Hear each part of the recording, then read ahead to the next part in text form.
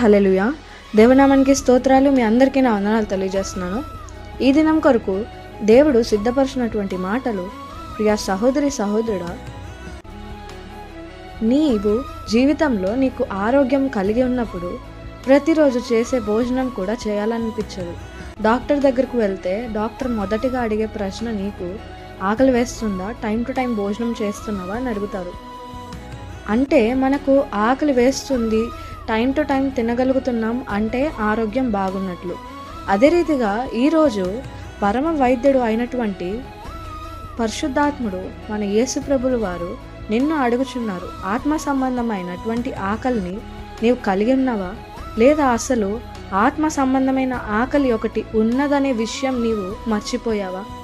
అదే రీతిగా మర్చిపోయినట్లయితే ఈరోజు దేవుడు నీతోనే మాట్లాడుతున్నారు.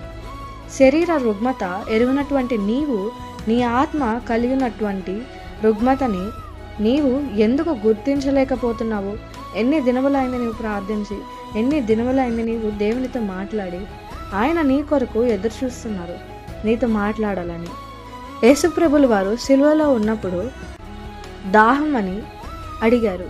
ఆయన అడిగింది ఆత్మ సంబంధమైన దప్పిక తీర్చమని సిలువలో యేసుక్రీస్తు వారు అడిగారు.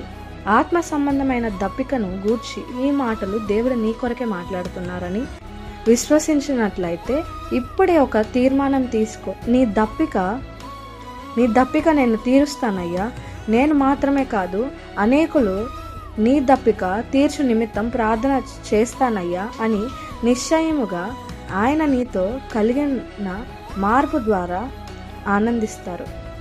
అట్టి కృప దేవుడు నీకు దయచేయునుగాక. ఆమేన్.